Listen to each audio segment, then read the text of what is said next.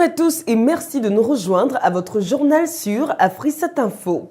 Keita Mariam est une mère qui vit une douloureuse épreuve. Son enfant lui a été volé après accouchement à l'hôpital général de la commune d'Abobo à Abidjan, Côte d'Ivoire.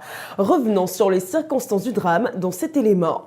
C'est une mère meurtrie qui ne sait plus à quel sein se vouer.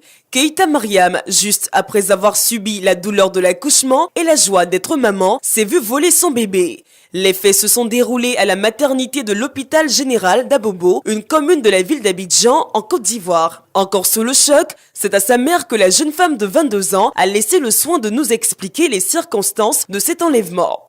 Madame là, elle était là, avant l'accouchement, mais je ne la connais pas avant. Quand on a rencontré là-bas, il était sur les bancs avant qu'il a fait accoucher. Mais après l'accouchement maintenant, c'est elle-même qui m'a parlé de venir à la maison pour prendre l'eau pour aller là-bas. Elle va sauver l'enfant.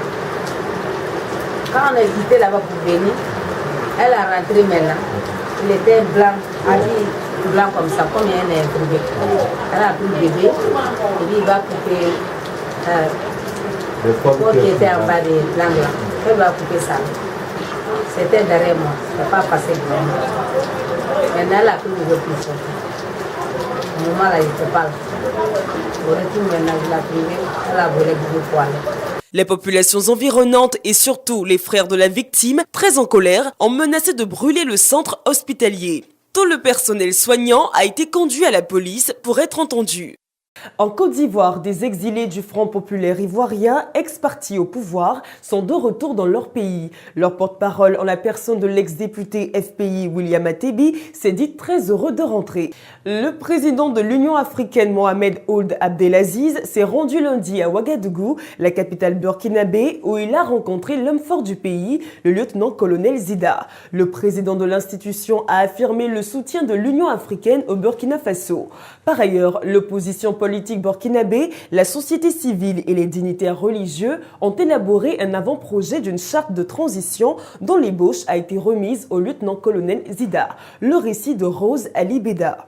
L'Union africaine semble avoir changé de cap concernant le dossier burkinabé. En effet, en visite lundi à Ouagadougou, le président en exercice de l'Union africaine et président de la Mauritanie, Mohamed Ould Abdelaziz, déclare que l'Union africaine n'est pas venue pour sanctionner le Burkina Faso. L'Union africaine n'est pas venue pour sanctionner le Burkina. Ils sont venus pour participer à la solution. Et la solution viendra des Burkinabés. Donc l'Union africaine est là pour les accompagner. Ils ont déjà fait l'essentiel pour davantage de démocratie dans leur pays. Nous ne pouvons que les encourager, que les féliciter à continuer et à terminer le reste du travail dans la tranquillité, la sécurité et la paix sociale. Un discours qui tranche avec l'ultimatum de 15 jours lancé par l'UA qui avait enjoint l'armée de rendre le pouvoir aux civils sous peine de sanctions. Rappelons qu'en vue d'une sortie de crise, l'opposition et la société civile burkinabé ont validé dimanche la version finale de la charte de la transition, une première étape avant d'engager des négociations avec l'armée pour l'adoption d'un document unique. Attentat suicide lundi dans un lycée au nord-est du Nigeria, bilan, au moins 48 élèves tués et 80 blessés. Selon un témoin, l'attentat a été perpétré par un kamikaze déguisé en lycéen. Reportage. 50 morts, c'est le bilan de l'attentat perpétré par un kamikaze déguisé en collégien dans un lycée du nord-est du Nigeria. Cet attentat attribué au groupe islamiste Boko Haram, qui affirme lutter contre l'éducation occidentale, est l'un des pires commis par la secte islamiste. L'attentat s'est produit dans le lycée garçon de Postikum, capitale économique de l'état de Yobe, l'un des 3 états placés sous loi martiale pour faire face à l'insurrection sanglante menée par le groupe islamiste qui a fait plus de 10 000 morts en 5 ans. Notons qu'en plus de cet attentat, Boko Haram a également attaqué 6 localités au Cameroun. Rappelons que cette énième attaque de Boko Haram intervient après la publication d'une nouvelle vidéo de son chef, Abubakar Shekau, dans laquelle il réaffirme la création d'un califat dans les zones du nord-est du Nigeria, conquises par les insurgés et exclut tout accord de cessez-le-feu avec le gouvernement nigérian. Au Mexique, des manifestants protestent depuis le week-end dernier après l'annonce de l'assassinat des 43 étudiants enlevés par la police et remis à un cartel de trafiquants de drogue. Le lundi après-midi, les protestataires ont bloqué l'accès à l'aéroport d'Acapulco pendant quelques heures. Reportage. Au Mexique, les membres d'un groupe criminel ont avoué avoir tué les 43 étudiants disparus fin septembre et avoir brûlé leurs cadavres. C'est l'annonce faite par le ministre mexicain de la Justice. 3 des suspects ont indiqué que les étudiants leur avaient été livrés par des policiers. Nous avons brûlé leurs corps, cassé leurs os, cela a duré toute la nuit et une partie de la journée suivante, ont-ils expliqué. Les témoignages vidéo présentés par le parquet fédéral sont extrêmement poignants. Des cendres dissimulées dans 6 sacs en plastique jetés dans une rivière, c'est tout ce qu'il resterait de ces jeunes qui avaient eu pour seul tort de venir manifester contre le maire de la ville d'Iguala. Rappelons que l'annonce du décès des 43 étudiants a provoqué des manifestations violentes et a conduit à la fermeture pendant quelques heures de l'aéroport d'Acapulco par les manifestants qui ont aussi demandé la démission du président mexicain Enrique Peña Nieto. Ils campent dans les principales rues de Hong Kong depuis le 28 septembre dernier. Les manifestants pro-démocratie, puisque c'est d'eux qu'il s'agit, risquent d'être arrêtés. La Haute Cour de Hong Kong a autorisé la police à aider les huissiers dans l'optique de déguerpir les sites occupés. Des précisions avec Noélie Richard. Les manifestants pro-démocratie qui campent sur les principales rues de Hong Kong depuis 6 semaines risquent d'être arrêtés. Cette situation fait suite à la décision de la Haute Cour de Hong Kong d'autoriser la police à aider des huissiers à faire disparaître les sites d'occupation.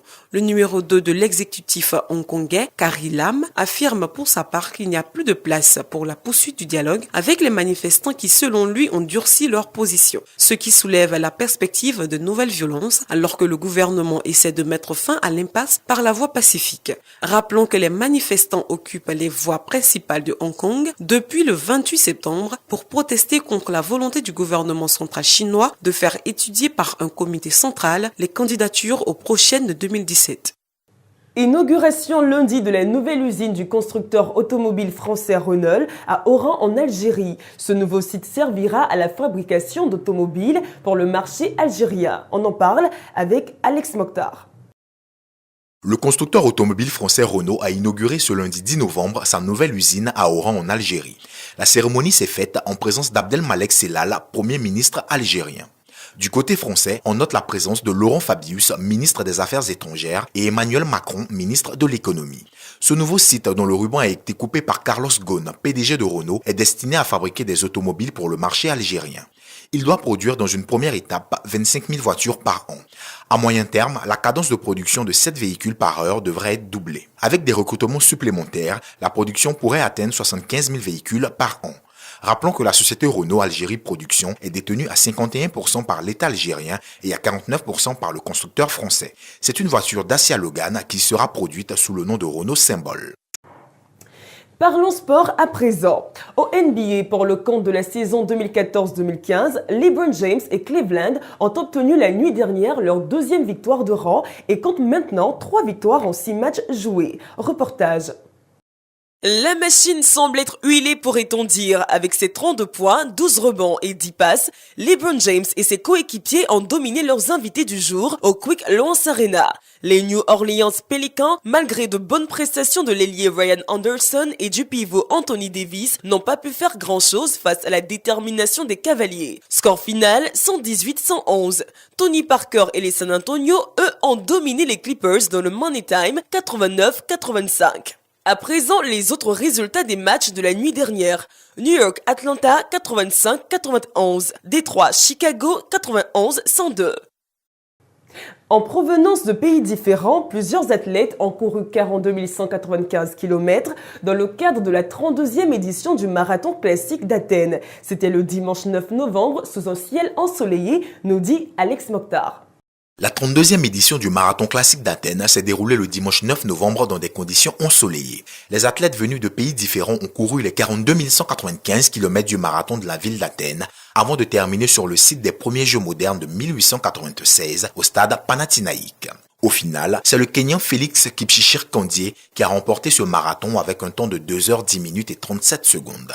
L'athlète âgé de 37 ans a devancé ses 3 compatriotes, Raymond Betts, Joseph Kiptanui et Julius Kiplagat. Kandie a établi ainsi un nouveau record de l'épreuve. Le précédent datait des Jeux Olympiques de 2004, gagné par l'Italien Stefano Baldini. Terminons ce journal par la lucarne showbiz. La 20e cérémonie des MTV Europe Music Awards 2014 s'est tenue dimanche à Glasgow, en Écosse. La chanteuse américaine Nicki Minaj, maîtresse de cérémonie de l'événement, a joué presque à la perfection son rôle. La chanteuse américaine Nicki Minaj a brillé de mille feux lors de la 20e cérémonie des MTV Europe Music Awards 2014 à Glasgow, en Écosse, ce dimanche. La star de la pop s'est glissée avec aisance dans son rôle de maîtresse de cérémonie, n'hésitant pas à entonner une chanson rap dont raffolent les Écossais. La chanteuse a également dansé et interprété son nouveau titre Bed of Lies sous une pluie de lumière avant d'enchaîner avec son tube Anaconda. Des prix ont été décernés, dont celui de la meilleure chanteuse et de la meilleure artiste féminine, reçu par Ariana Grande, âgée de 21 ans, avec son titre No Problem. L'artiste était en compétition avec Beyoncé Lance, Katy Perry, Nicki Minaj et Taylor Swift. C'est la fin de ce journal. Merci de nous avoir suivis. L'information continue sur notre plateforme.